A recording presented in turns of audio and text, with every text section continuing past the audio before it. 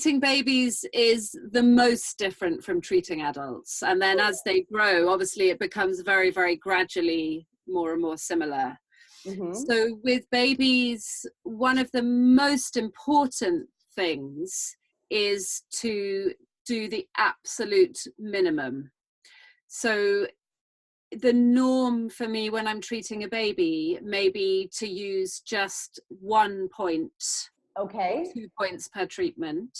And with those points, the needles never stay in. Obviously, that would be impractical with a baby. Right. So the actual treatment time may literally be a minute. The appointment time needs to be much longer than that, because there's a lot of kind of, because you have to think about where to put the needle around that.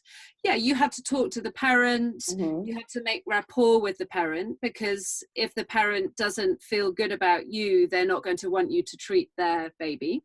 That's so true. And you also have to make rapport with the baby, because babies pick up everything. They know if you're nervous, they know if you're in a bad mood. You can't get away with anything. So how do you build rapport with a baby who's sick? That's a good question. Okay, especially one who's not feeling well. Yeah, well, the answer is you do it differently with every baby. Okay. So, which is perhaps not very helpful. So with some babies, you need to take it very, very slowly. And if you try and make eye contact or touch them or do anything very direct too soon, that will feel overwhelming to them.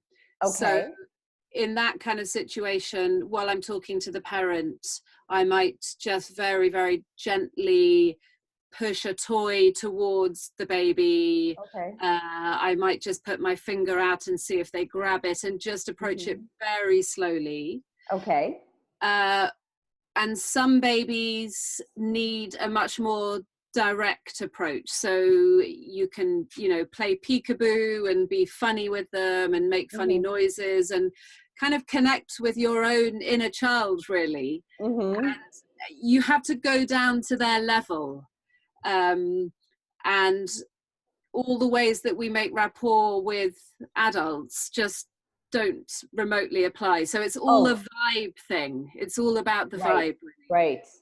Picking up the vibe of the baby. And adapting your manner to suit them. Do you find, I would think the parent's vibe makes a very big difference in the baby's vibe. Entirely, yes. So how do you kind of deal with that? So babies are like sponges. So really, whatever's going on with their parents, they will absorb it, and that will become a part of their chi.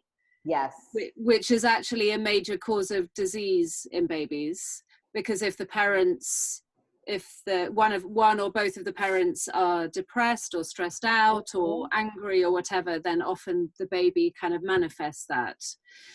But in terms of how you deal with it with the parent, I would say that's probably one of the biggest challenges of treating children, really. I would think so.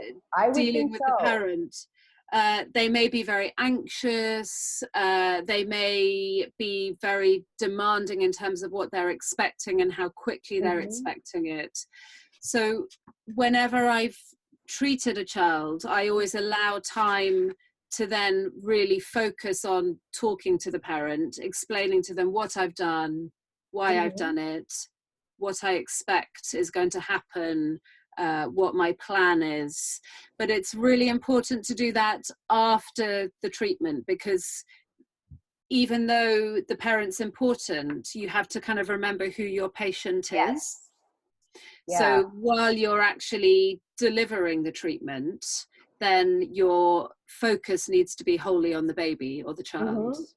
Yeah. And can you say to the parents that you feel maybe there's some stress in the home and that's contributing to why the child's not feeling well? Or I would imagine that'd be quite touchy. Yeah, sometimes you can and sometimes you can't. So that's one of the reasons why it's important to also build rapport with the parent, because you may have to tell them something that can be difficult to hear. And I think the most important thing is to always do that from a place of compassion rather than blame or judgment. And I think if you do that, then the parent is much more likely to be open to hearing it. Sometimes it feels too difficult to do that. But the magical thing about, one of the magical things about treating children is that if you change, that's not the word I'm looking for, when you treat a child and their chi responds accordingly, then it has a knock-on effect on particularly the mother, but the rest of the family. The way I always conceptualize it is that a child or a baby is connected to everyone else in the family, a bit like the 5 elements are connected. So you can kind of see the family unit as if it's sort of the 5 elements. So when you treat one of them, members of the family, it just has a knock-on effect on everyone.